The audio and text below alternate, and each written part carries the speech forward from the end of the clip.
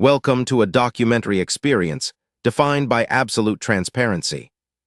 We guarantee that the upcoming scenes are entirely unfiltered and unedited. This is raw, immersive footage from the front lines of justice, providing an unpolished look at those who uphold the law. Ma'am, last warning, open the door. I do not consent. Show me Federal agents, hands up! You just forced entry without a warrant. My children are inside. This is unconstitutional. Every second you're in my home is a violation. The pounding began at 5:12 a.m., violent and deliberate, shaking the front door hard enough to rattle the glass. A woman jolted awake in the dark, heart racing, listening, as another fist slammed against the wood. Outside, flashlights cut across the windows, bright white beams sweeping through the living room like searchlights. Federal agents, a voice shouted, "Open the door now!" She pulled on a robe and moved toward the entryway, careful, measured. From behind the closed door, she spoke clearly. "Please identify yourselves and present a warrant." The answer came sharp and immediate. "We don't need one. Open the door." The street outside was still asleep, but the noise carried.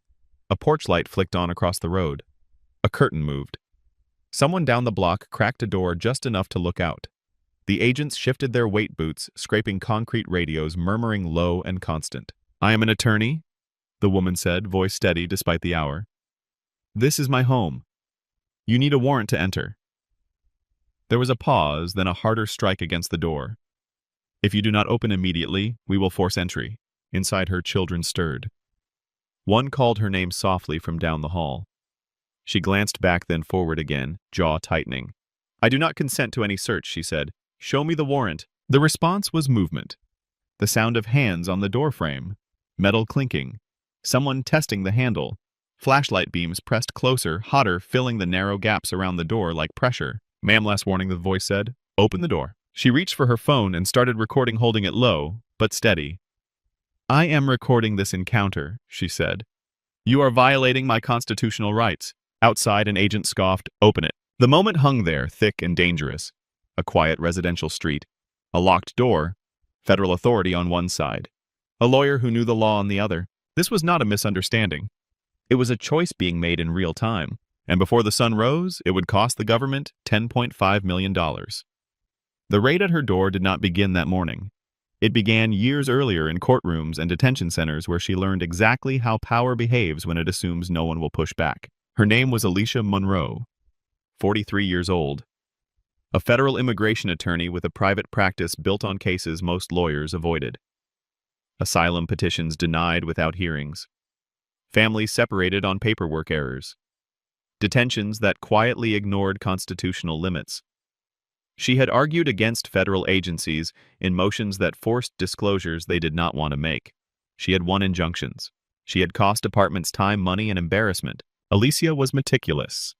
She taught continuing legal education courses on Fourth Amendment limits. She warned clients never to open their doors without a warrant. She kept copies of case law bookmarked on her phone. Her home was not just a residence.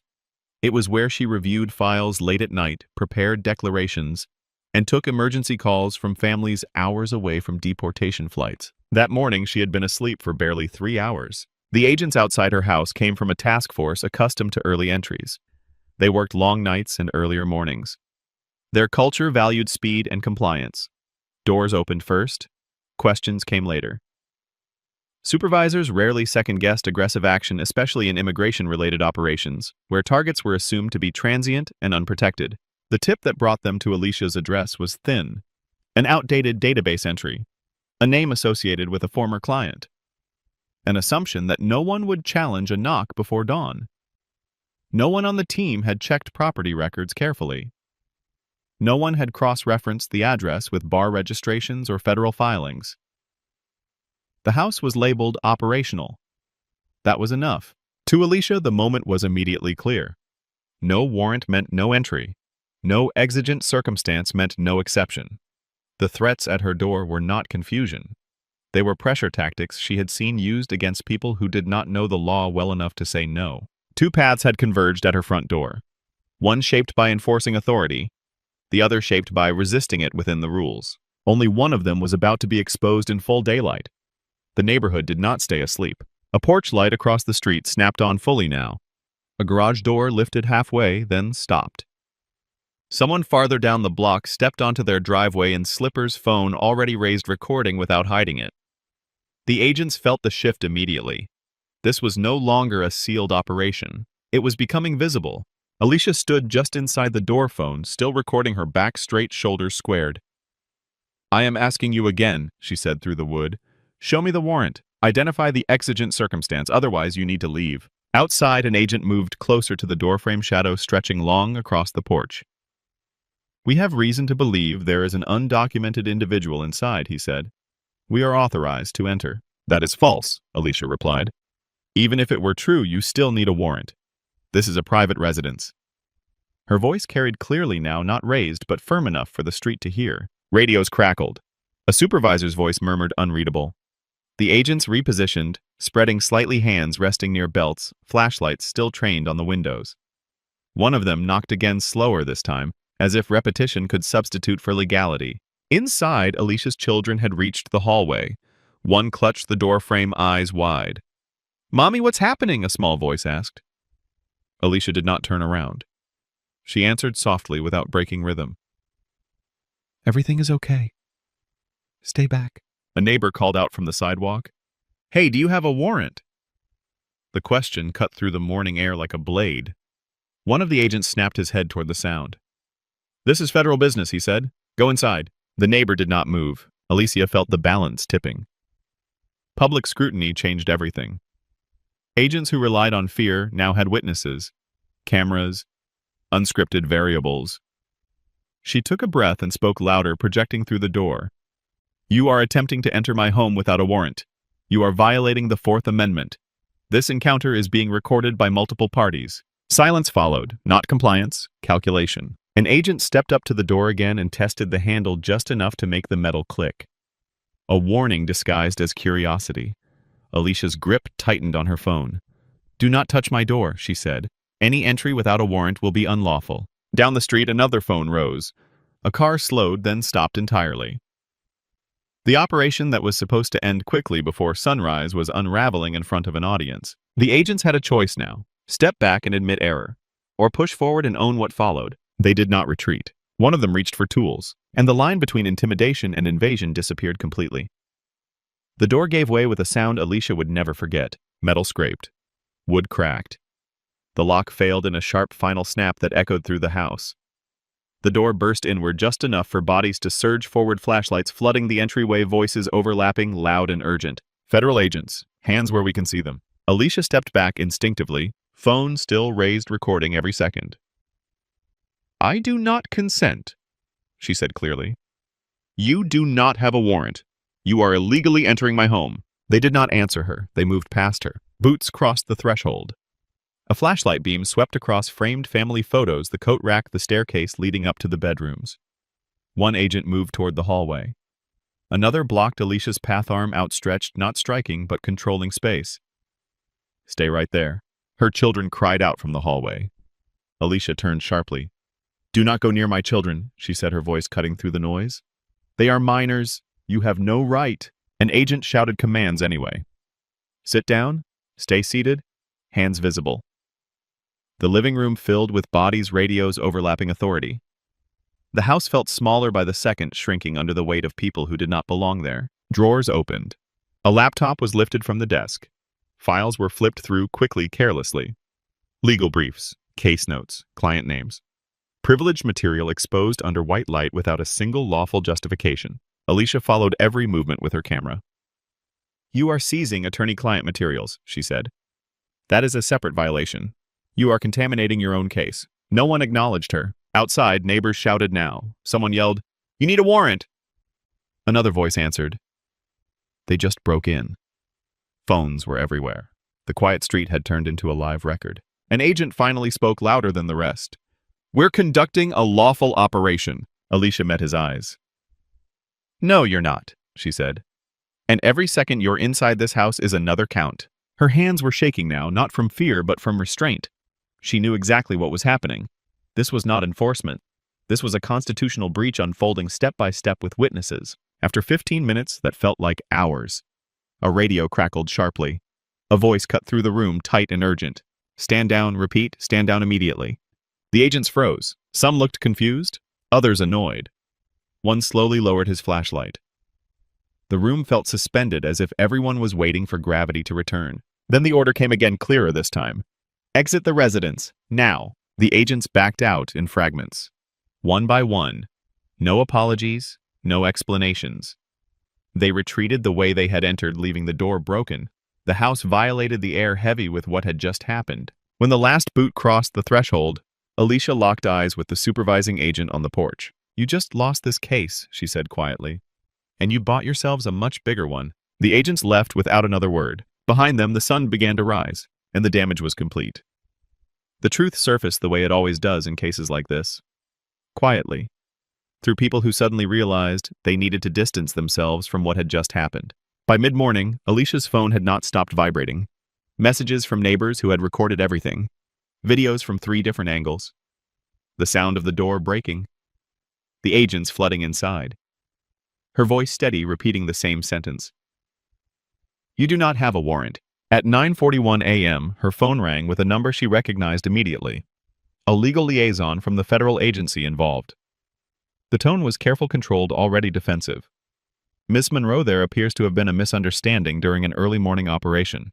Alicia did not interrupt. She waited. "There was no warrant," the man continued. "The team believed consent might be obtained. When it was not, they misinterpreted their authority." "Misinterpreted is not the word," Alicia replied. "They forced entry. They searched. They seized privileged materials. They traumatized my children. This was not a misunderstanding. It was unlawful." Silence followed. Then a quieter admission. "We are conducting an internal review." By noon, that review had expanded. A supervisor arrived at Alicia's home with a clipboard and an apology that stopped short of accountability. He walked past the broken door, past the still open drawers, past the places agents had stood without permission. He asked to speak privately. Alicia declined. Everything would be on the record. That afternoon, the agency's own counsel confirmed what Alicia already knew. There had never been a warrant. No judge had authorized entry. No exigent circumstances had been documented. The tip that triggered the raid was stale, unverified, and never tied to her address legally. Someone had approved the operation anyway. The tone changed fast after that. Emails surfaced. Internal messages questioning the legality of the entry sent too late. A radio transmission ordering agents to stand down timestamped minutes after the door was breached. Body camera footage that showed hesitation, then compliance with an unlawful order. By the end of the week, the agency issued a formal acknowledgement. The entry into Ms. Monroe's residence did not meet constitutional requirements. That sentence would later be quoted verbatim in court filings. Alicia filed suit the following month. Federal civil rights violations, unlawful search and seizure, trespass, emotional distress, violation of attorney-client privilege. The complaint was meticulous, footnoted, devastating. Discovery was worse. Agents testified they knew there was no warrant. Supervisors admitted pressure to move quickly. Training materials contradicted the actions taken. Every layer peeled back revealed the same truth. The raid was wrong from the first knock. The case did not go to trial. It did not need to. The government settled quietly. $10.5 million. No admission of wrongdoing in public language, but sweeping policy revisions behind closed doors. Mandatory warrant verification. Supervisor sign-off requirements. Explicit protections for attorneys' homes. Alicia did not celebrate the number. She stood in her doorway weeks later, new door-installed children finally sleeping through the night again, and understood exactly what the settlement represented. Not compensation. Confirmation, because the law had been broken in her living room. And this time it had not been ignored. The aftermath did not unfold in public at first. It moved through memos, directives, and emergency meetings where language tightened and timelines shortened. Within days of the forced entry, federal oversight offices opened parallel reviews. Not symbolic ones. Operational audits. Body camera logs were pulled. Radio traffic was transcribed word for word. The moment the order to stand down was issued was replayed repeatedly because it came after the door had already been broken. That detail mattered. It meant someone knew, and someone waited too long. Agents involved were reassigned immediately, not as punishment officially, but as containment. Firearms secured. Field duties paused. Supervisors who had approved the operation were placed on administrative leave pending review. Training coordinators were called in to explain why warrant requirements had been bypassed without documentation. Alicia Monroe did not wait for conclusions. She filed motions in federal court that forced the issue into daylight. Requests for injunctive relief, demands for preservation of evidence, subpoenas that reached into task force emails and internal chats. The discovery clock started ticking, and with it came urgency. Civil liberties organizations joined as amici. Bar associations issued statements condemning the raid as a direct threat to attorney-client privilege. Immigration advocacy groups rallied not just around Alicia, but around what her case represented. If a licensed attorney's home could be breached without a warrant, no residence was safe. Media coverage followed the paper trail. Headlines shifted tone as facts solidified. Federal agents forced entry without warrant. Immigration lawyer's home raided illegally. Legal experts called it indefensible. Former prosecutors said the same thing on record. There was no gray area, no emergency, no exception. Behind closed doors, the government moved to limit exposure. Settlement discussions began earlier than anyone expected. The numbers were high from the start, not as leverage, but as recognition. The violation was comprehensive. Home entry, search, seizure, children present, privileged materials exposed, video evidence from multiple sources. A jury would not need persuasion. $10.5 million became the anchor. Alongside the money came conditions, revised warrant protocols, mandatory supervisor verification before any residential entry, special protections for attorneys' homes, documentation requirements tightened, training modules rewritten, none of it announced loudly, all of it binding. Alicia insisted on one more thing. Written acknowledgement that the entry violated the Fourth Amendment. Not in a press release, in a legal filing. She got it. When the settlement was finalized, the agency described it as resolving claims. Alicia described it as preventing repetition. She continued her work uninterrupted, representing clients who had once faced the same kind of pressure she had now endured herself. The agents who had broken her door did not return to that unit. Some left federal service entirely. Others were reassigned permanently. Careers altered without ceremony. The message traveled quietly through enforcement circles. Warrants are not optional, and when the door belongs to someone who knows the law, the cost of ignoring it is no longer abstract. It is calculated. You have reached the end of Part 6. What happened in Alicia Monroe's home was not a procedural mistake. It was a constitutional violation at the highest level. The Fourth Amendment does not bend for convenience. Federal agents may not enter a private residence without a warrant unless there is a true emergency. Not suspicion, not speed, not pressure from a task force calendar. Exigent circumstances are narrow and specific. None existed that morning. The forced entry was unlawful the moment the door was breached. The fact that Alicia was an immigration lawyer mattered, but not in the way agents assumed. Her profession did not create an exception. It exposed the violation. Attorney homes carry additional protections because of privileged material. Entering without a warrant did not just violate privacy. It compromised client rights and contaminated any investigation connected to those files. The psychology behind the raid followed a familiar pattern. Authority acting before sunrise relies on fear and confusion. Doors open more easily when people are half awake and unsure. When a resident refuses calmly and cites the law, some agents interpret that as obstruction rather than compliance with constitutional boundaries. Escalation replaces reflection. Momentum replaces legality. Alicia did what the law advises even under extreme pressure. She did not open the door. She asked for a warrant. She recorded. She named the violation as it occurred. She protected her children by maintaining distance and control. Those actions did not prevent the raid, but they preserved the evidence that made accountability unavoidable. For viewers, the guidance is critical. You are not required to open your door to federal agents without a warrant. You may ask them to slide it under the door or hold it up to a window. You may record from inside your home. You may state clearly that you do not consent. You should never physically interfere, but you do not need to cooperate with an unlawful entry. For agencies, the lesson is absolute. Warrants are not technicalities, they are the foundation. Any culture that treats them as optional invites massive liability and public reckoning. Training that emphasizes speed over legality does not create safety. It creates lawsuits and broken trust. The settlement amount was not extraordinary because of Alicia's status. It was extraordinary because of the scope of the violation. A home invaded, children present, no warrant, no emergency, video evidence, legal expertise on the receiving end. The final question is not why the government paid $10.5 million. The question is, how many homes have been entered illegally, where no lawyer lived, inside no camera was rolling, and no one ever forced the system to answer for it? This case became visible because power knocked on the wrong door. And for once, the law knocked back. Driven by the pursuit of truth, our mission is to demand transparency and hold power to account. We trust in hard evidence because the records do not lie. Thank you for watching and staying informed.